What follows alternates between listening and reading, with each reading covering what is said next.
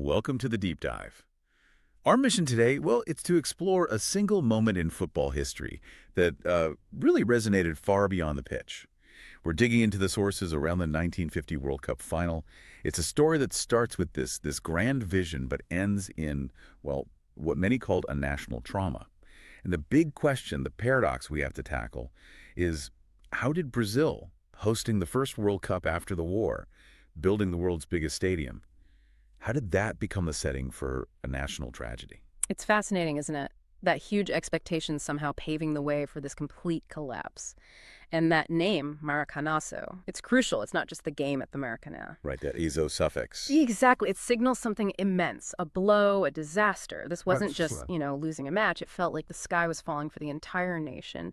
And you've got a picture of the time. 1950, the first World Cup since 38 because of World War II. 12 years. A long gap. A huge gap. Europe was still reeling physically, economically. So Brazil stepping up to host, it was more than just putting on a tournament. It was symbolic. Deeply symbolic. It was about projecting this image of South American strength, of progress, of hope after all that darkness. A massive national undertaking. And that ambition is visible in the stadium itself, the Maracanã. Built in Rio just for this. An absolute monument. Designed for 200,000 people. I mean, can you even imagine that scale today? It's mind-boggling. And on the day of that final match, July 16th, the official number was 199,854 fans. Packed in. Almost 200,000 dreams, really, riding on that one game. Absolutely. And Brazil wasn't just the host. They were the red-hot favorites. Yeah, the sources talk about their style, even in flair, the rhythm, samba on grass, they called it. Jogo Bonito, the beautiful game. Even before it became, their global trademark, everyone just assumed they'd walk it. And their results leading up to that final game seemed to confirm it, didn't they? Oh, completely. The format was different then. A final four-team group stage, not a straight knockout. Ah, right. So the last match wasn't technically the final, just the decisive one. Exactly. And Brazil had just been rampant. They thrashed Sweden 7-1. 7. And then demolished Spain 6-1 because Uruguay had only managed to draw against Spain. Brazil just needed a draw in that last game against Uruguay, just a tie to lift the trophy. Its draw was enough. So you can imagine the feeling. It felt, well, inevitable. Like a mathematical certainty almost. And a cultural one, too. The sources, they're amazing on this. Newspapers celebrating before the final whistle, politicians giving victory speeches before kickoff. Seriously, before the game? Oh, yes. The mayor of Rio, apparently. It wasn't if Brazil would win, it was just how big the party would be afterwards. Pure hubris. Wow. That level of confidence, I wonder if it backfired. Did that certainty, that lack of maybe healthy fear seep onto the pitch? I think it absolutely must have. And that's what makes the day itself, the Maracanazo, so compelling. The atmosphere wasn't nail-biting tension. It was like a carnival waiting for the parade. Sources describe Rio as incredibly quiet that day. Yeah, eerily quiet streets. Everyone was either inside the Maracanã or huddled around a radio just waiting for the confirmation, the coronation. And for a while, it looked like they'd get it. Brazil scored, didn't they? Early in the second half. Just after halftime, yeah. Friasa. 2 minutes into the second half, Brazil 1, Uruguay 0. That noise, the roar from 200,000 people must have been unbelievable. The mission accomplished right then. You'd think so. And this is where the premature celebration kicks into high gear. Fireworks start going off. Already? Oh. With almost a whole half to play. Yep. Fireworks in the stands. And we know for a fact some newspapers had already printed their afternoon editions with the headline, Brazil, World Champions. Unbelievable. They were that sure. Completely. But Uruguay hadn't read the script. Their captain, Obdulio Varela, he was apparently furious at his team and maybe even the Brazilians celebrating. What did he do? Well, the story goes he picked up the ball after Friasa scored, tucked it under his arm, and walked slowly back to the center, arguing with the ref about offside, anything to just kill the noise, to let the air out of the stadium. Clever. Mind games. Totally. And he reportedly told his team something like, "Let them shout. In 5 minutes, the stadium will be silent." He rallied them. That underdog spirit against the Brazilian certainty. And it worked. Uruguay fought back. They did. Midway through the second half, Juan Alberto Schiaffino scores. 1-1. Okay. Equalizer. How did the crowd react then? Panic.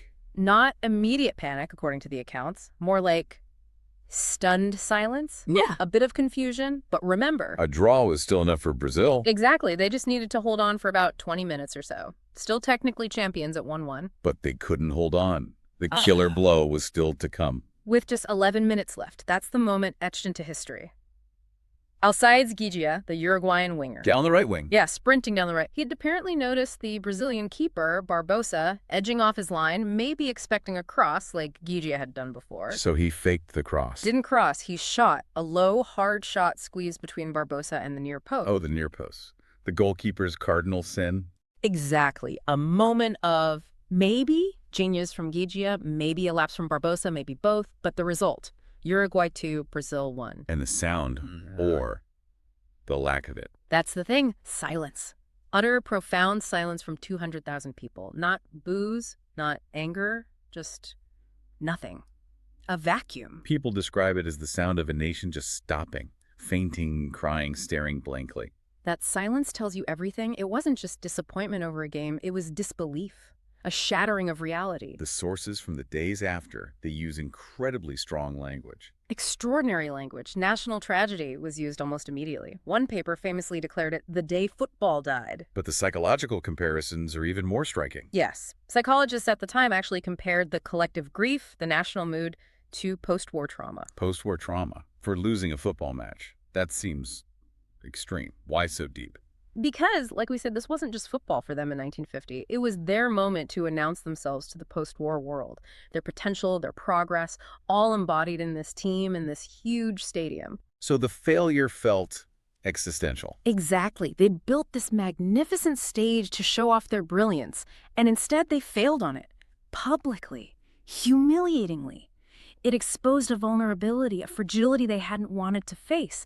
The narrative just crumbled. And someone had to be blamed for shattering that narrative. Oh, blame flew everywhere. Players were vilified for years. Barbosa, the goalkeeper, became a national scapegoat for the rest of his life, poor guy. But it also landed on symbols, right?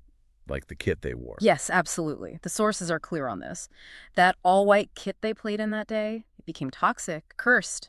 A symbol of the shame, the failure. They couldn't wear it again. Never again. It had to go. Which leads us to the next phase, the recovery, the rebirth. Okay, so connecting this back, the Maracanazo wasn't just an ending. It was a catalyst. A brutal catalyst, but yes. That silence, that trauma, it forced a fundamental reckoning. Brazil had to rebuild its whole relationship with football, its identity around it. And the first, most obvious step was ditching the white shirts. Immediately. They held a national newspaper competition to design a new kit. One that had to use the colors of the flag, green and yellow. And that's how we got the Emerlina, the iconic yellow jersey. That's the origin story, born directly out of the ashes of 1950. It wasn't just a color change, it was a symbolic cleansing, embracing national identity visually. But the changes went deeper than just the shirts, didn't they? It triggered a rethink of the whole system. For sure. The post-mortem wasn't just about blame, it was analytical. They realized that flair and individual talent, the Jenga, wasn't enough on its own. They lacked something. Mental toughness, tactical discipline. That was the conclusion, especially under pressure. They needed to professionalize their structures, their talent development. So like building academies, a more organized approach. Precisely. They started to institutionalize it more. Nurturing the creativity, yes, but also instilling tactical awareness, discipline, mental resilience, making sure future generations wouldn't crack under the same pressure. So they actively used the pain of 50 as a lesson, turned it into a kind of teaching moment for the whole footballing culture. You could say they weaponized the memory. They didn't forget the Maracanazo. They learned from it. It became the ghost they needed to exercise through perfection. And that drive, that fusion of innate talent with newfound structure and mental edge, that's what really created the Brazilian style we celebrate now. I think so. That transformation turned the sorrow into style, the pressure into this passionate, almost joyful expression of football. It's the birth of the real Brazilian dominant. The flair wasn't lost, it was just fortified. Exactly. It became flair with a purpose, freedom built on a stronger foundation. The world saw the result. It's an incredible narrative arc. The biggest, most public failure imaginable, directly leading to perhaps the most iconic and successful footballing identity ever created. It really is.